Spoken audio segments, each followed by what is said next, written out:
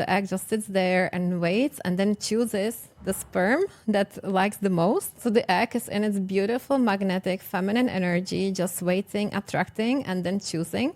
It's more like masculine is more about action and logic, as you said, and assertiveness and strength. And the feminine on the other side is more about emotions, more about intuition as well, more about empathy and nurturing. Everything in life is about balance, and it's all about balancing those two energies, like on all levels, in ourselves, in our relationships, and also in the world that surrounds us. Use your feminine and use your masculine energy, have it balanced, and dig deep into your own behavior traits. Welcome to Femisticated podcast. My name is Lucia. I am here with Nina. Hi Nina, how are you? Hello Lucia, very well. How are you? I'm very well. For those who didn't listen any of our podcast yet, it's all about women's world, and we're talking about topics that we know about, but we don't talk loud enough about. And then we also looking at different point of views on how to succeed in a world full of sharks, where even feminism is twisted all the way around. Today's episode is very special to me. This topic is something I had no idea about 6 months back. And more I am learning about it and more I dig deep, I love it. We will talk about energies, about feminine and masculine energies, and how those energies place together in people's life. If I say feminine energy is not only for women, and if I say masculine energy is not only for men. Nina, could you explain us more about feminine energies and masculine energies, how they work together, and why do we need them in life in certain way, and why feminine is not only for women?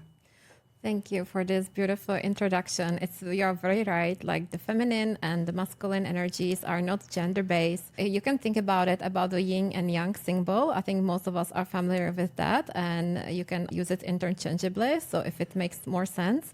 What is the feminine energy? It's actually a feminine energy is something that both men and women have, and the same way it's about the masculine energies. It is not about gender because those energies are present in nature. When you think about the sun is the masculine energy. And if you think about the sun, it's very regular, right? It rises in the morning and then you have the sunset, and it's like that every day of the year. And then the feminine energy, it's the moon energy. So if you think about the moon changes in its cycle every 28 days. So it's always changing. We have so many different examples from the nature as well, because you can think about the feminine energy as the river, as the water in the river. And then the masculine is what holds the river. It gives it structure. It allows it to flow in a certain direction. Wow, that's very interesting. Could you explain, like you explaining it to 8 years old or 11 years old, like my son, what the feminine energy actually means, what masculine energy stands for? So the feminine energy is the energy of emotions. It's about being, it's a receiving energy, it's a soft energy, and it's more about intuition, about accessing your inner wisdom, accessing your emotions. And on the contrary, the masculine energy is about being direct, about intellect, about having structure, and being very logic as well. So it's more like masculine is more about action and logic, as you said, and assertiveness and strength. And the feminine on the other side is more about emotions, more about intuition as well, more about empathy and nurturing. I think I step into my feminine energy more. I don't use my intuition as much as I could in the past, and it caused lots of troubles also in my business and in my personal life. But one example, I had really bad health issues lately, maybe half a year back, and I was waking up in such a big pain. For a long time, I suspected that there is something wrong with my eating habits and with my nutrition side. I started to pay attention to it, and I suspected this for a long time, that there is something wrong with the gluten I'm eating, because every time I ate too much, I felt bad. But it ended up me being so exhausted and having such a huge fatigue and pains that I really thought that I'm dying or something. So I stopped eating gluten, and as my intuition was telling me this for a long time, and believe me or not, in 3 to 4 weeks, I felt much different with more energy. Fatigue was gone. And I just couldn't believe that there was a small change I could do listening to my intuition, and then I could end up like in a much better place than I was before. That is a very beautiful example because it is exactly as you said. The feminine is about going into your body and listening to your body and accessing the intuition of the body as well. Because the masculine is very much about the mind and about the thoughts and about logic and those logical processes. But when we talk about the feminine, it's actually coming back to your body and listening to your body, being quiet and just allowing this wisdom to come to you that comes from the body. This is such a beautiful example, Lucia. As I understood from feminine and masculine energy, it is not gender-wise. It's for both genders, for men and women.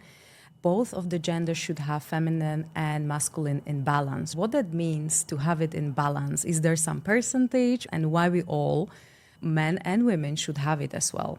So naturally, women, for their physiology, will tend more towards their feminine, and naturally, the men will tend more towards their masculine energy. However, it's not a percentage and it's not half and half, and it's about being able to access those energies when you need them. So, wow, for example, that would amazing. be in different situations. For example, if you are at work and you really need to use logic, you're doing some calculations, or you need to be very structured, then it's very important to tap into the masculine energy. And on the other side, when you also need to listen to your intuition and tap into your feminine. And being in the work example, I believe we need to have both as well, right? Because we need to be able to access intuition. You're choosing a business partner exactly, or yes. any cooperating partner. I have lots of examples from my life around me of people who didn't listen intuition in business life. They ended up losing lots of money. So I think that if you are very structured, you have strategic thinking, and you have this logical part very much developed, you are in your masculine energy, at some point you need to access this feminine energy, use your intuition, because it all plays together. It's like a puzzle. We shouldn't, even men, shouldn't use only masculine energy, even at work and also at home. So what would happen if man comes home and his wife is not feeling well, and he sees that there is something wrong? Men are very confused about this. They don't know what's happening. And if he uses the intuition and also empathy, which is another sign of feminine energy, I think relationship could work much better, and that would be much less misunderstanding. Yes, 100%. It plays beautifully in relationships as well. And this is one of the biggest struggles, I would say, we have, most of us, in our relationships. Knowing when to switch from the masculine mode to the feminine, and as you said, to be empathetic and to understand how the other person feels. And we have all this example of the man that comes home and says like, oh, the wife is not talking to me again, and I don't know what's wrong, and I don't know what I did wrong. And it's usually something very obvious, right? But he just cannot see that. So what is the easiest way to explain the feminine energy in a very simple way?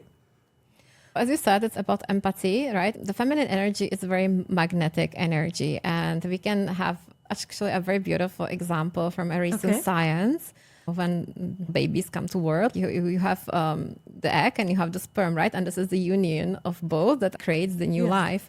Traditionally, we thought that it's the sperm that's the fastest to fertilize the egg, but actually it's the other way around. The egg just sits there and waits and then chooses the sperm that likes the most. So the egg is in its beautiful magnetic feminine energy, just waiting, attracting, and then choosing the right one. And the sperm is very masculine because it just tries to get there the first and hoping to be the lucky one. Wow. So those feminine and masculine energy plays a huge role in the society, because if men using lots of masculine energy and women are mostly in their feminine, and there is a little trace of masculine energy, then I think that's why we are overpowered. That's why we were losing in the past our voice, our rights and everything. I think that was really wrong, because every human being should have its own rights and opinions and voice as well. Why do you think this happened? So in my opinion, what we see nowadays, and for what we have been witnessing for the past thousands of years, is that we live in a patriarchal society. Even And millions. it's not Thousands. necessarily a bad thing, because if the patriarchal society is in its healthy masculine, like being the protector, being the provider, the supporter, that's actually very healthy also for the feminine and for the females. But what actually has happened is that we are too much in our, I would say, wounded masculine energy. When those masculine energy traits that are in an unhealthy expression, like controlling, suppressing, too much strength, to some point even aggressiveness. So this is where the imbalance plays in today's society, and it's been like this for many thousands of years, and it actually led to oppression of women. I believe there's some archaeological evidence that a very long time ago, when we still used to be the society of gatherers and hunters, we used to live in a cave or some simple structures. There was actually this appreciation for the feminine, and I believe it continued also in some Asian civilizations like Egypt and etc. There was this appreciation of the female, there was appreciation of the fertility, of the motherhood, and the woman was the one that actually creates the household. She was the center figure in the political life, in the religious life, and she was the one keeping everything together, right? So we can say there was kind of equality in that times, in a cave time, when you go like 1.5 to 2 million years back. But what happened? Why we have to fight so much for our voice to be heard? Why do we have to do this?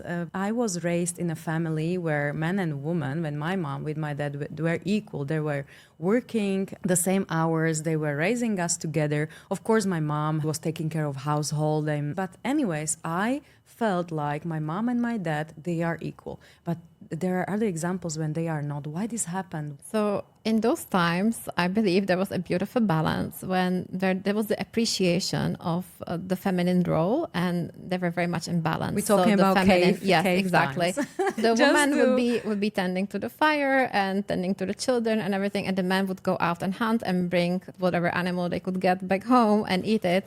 And it was a beautiful balance, right? So maybe one day they just went out and they just got like a bigger animal than usual, and it went all the way to their ego, and they just went crazy and said, oh wow, I just got this huge animal back home, I must be more important than the woman that's just sitting there like working around the fire. And we don't mean it in a bad way. Yeah, this is just a joke, obviously. Yeah. You know what happened, but I can very clearly imagine that this is what happened.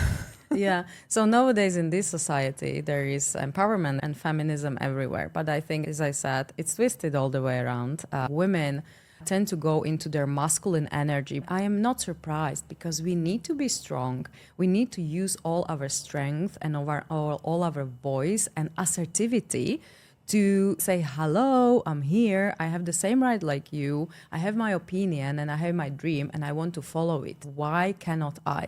I think that this was happening for a long time now. And I don't know if you agree, but women became individuals with really huge masculine energy nowadays. So we should go back and balance it with feminine energy, to use more creativity and maybe to use more collaborations with others, and not to be afraid.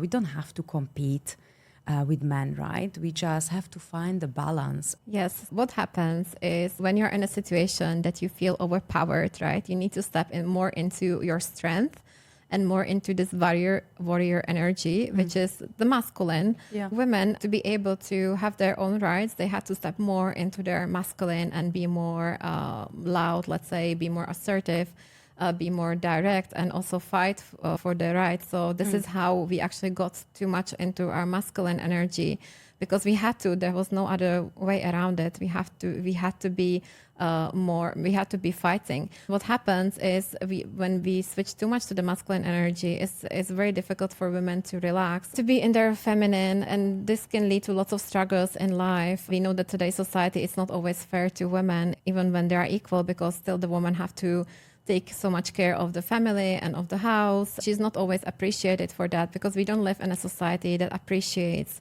the woman's role in that sense, because it only appreciates the man that brings the animal home, right? Like this is the capitalistic society that we live in. You only appreciate the productivity, which is very masculine, the being the go-getter, being the breadwinner. So this is the very masculine traits that are very appreciated in today's society. So what we need is to appreciate more the female role as well. Exactly, because when man would come home from work, and let's say a woman decides not to work but be this keeper of the fire and taking care of kids, how many employees would have to be paid to do exactly the job that woman does? So I think that it would be very expensive. It would be maybe even more that the man brings home. I can say you have to be a taxi driver when you're a mom. You have to be a psychologist. You have to be a manager, good negotiator. You have to be a chef every single Cleaner. day. You the cleaner. So we can go on and on and on with all of this. How much would this cost if we would be paid for this when woman stays at home and she decides to do this? There are many men that do not appreciate it, and I'm a very lucky one because my husband is very appreciative. Me too. So thank you. Thank you, husband. But actually, I know so many examples from my surroundings and maybe from from my own country, where, as you said, like women and men are the same. They go to work, they both earn money, but it's usually on the shoulders of the woman to take care of the household. And very often when woman is on maternity leave, the man comes home and says to her, why are you complaining? Or why you are unhappy? Why are you tired? Don't you sit at home all day doing nothing? It's a full-time job. Yes, exactly. Actually. And many men do not see that because it's not something that is really appreciated enough yet in our society. Not all of them, but there are men who doesn't appreciate it, and it happens. I know examples of a great man who appreciates that, but the society is set to really admire that hunter that bringing something home than the person who is taking care of the household more. So I think that it's very important to say that if there is a balance, and I'm going back to feminine and masculine energies, if there is a balance in men and women as well, between masculine and feminine energy, if the man comes home and he switches his energy to feminine, he understands more, he communicates more with the woman, he's listening more, and then the relationship could have a really nice flow. But if the man comes home and he bring this salary and he knows that he's this kind of important person and he doesn't switch, he still stay in his masculine energy, then I think where the tension starts between men and women, because the woman also needs appreciation. She also needs to know that she's important, even if she's staying at home, because that's a very important job. That's someone who is raising the kids and giving them the basics. Either it's communication or even love, hugs, kisses, and all of this nurturing. It takes lots of energy and it's a hard work. We would love to celebrate all women and all moms around the world. And you know what? You all and we all deserve a medal for this, I think. 100%. It is lots of work. We can confirm we are both moms. So yeah, exactly. I'm also lucky that I can work and nobody's discussing either I am more at home or more at work. I found a man who actually accepts all of these and he understands. But of course, he is many times in his masculine world, masculine energy. And sometimes I have to tell him like to switch because it's better for us if the feminine energy is present. And as well, I have to be in my masculine energy or take the traits of that if I am working and doing some strategic decisions, and if I am doing some important decisions and I'm in problem-solving state. So yes, we both need masculine and we both need feminine energy around. And then that's where the things starts to go easier than if we are in only one energy. Everything in life is about balance, and it's all about balancing those two energies, like on all levels, in ourselves, in our relationships, and also in the world that surrounds us. But let's talk more about women who are in their masculine energy because they are business owners, they are managers, and they need this in the environment because many times they work and are surrounded with men and they feel they have to compete with them, which is normal. But how can we actually get this feminine energy back? How can we go back to it, and how we can learn how to balance it? For us women, when we want to access our feminine energy, we need to go back into our body. We need to do things that help us go back into our emotions, back into our feelings. It's about being and feeling and not about doing.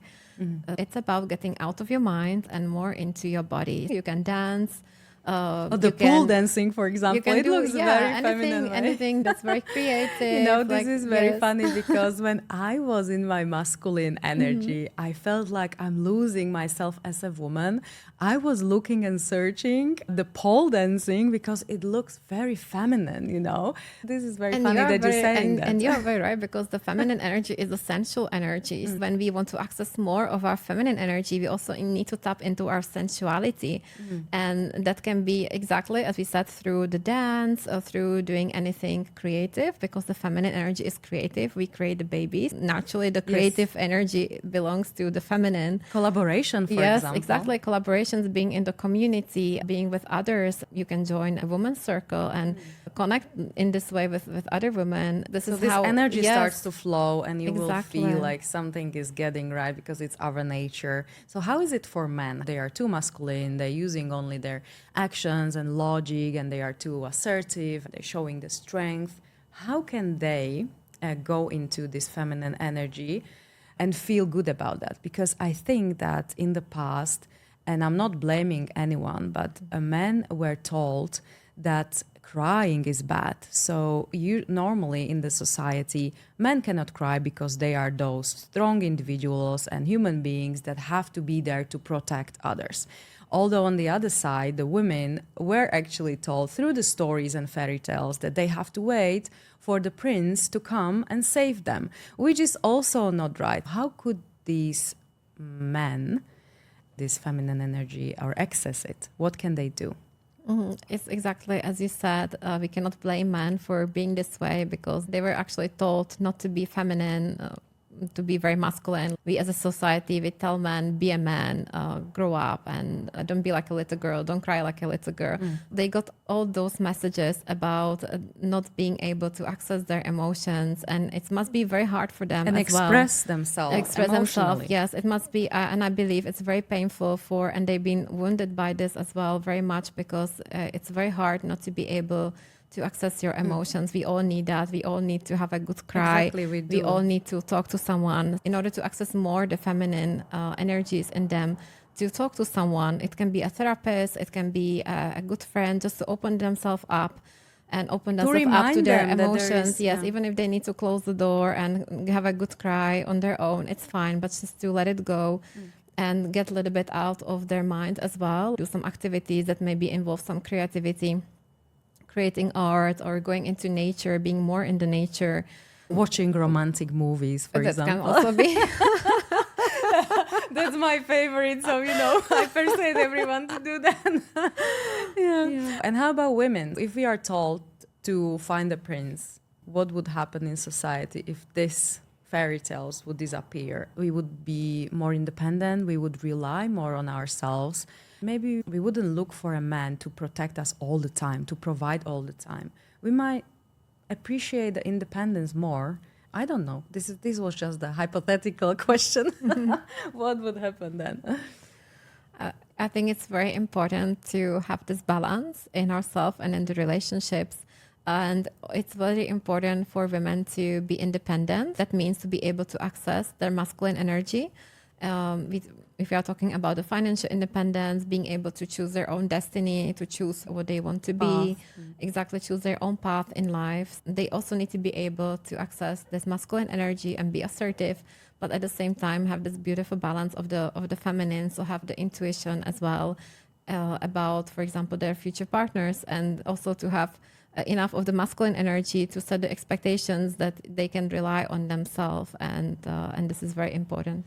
Exactly. So I think we should stop right here and say, use your feminine and use your masculine energy, have it balanced, and dig deep into your own behavior traits. How do you access your feminine energy enough if you are a man? And if you are a woman, are you going back to your feminine energy? And how does that all serves you?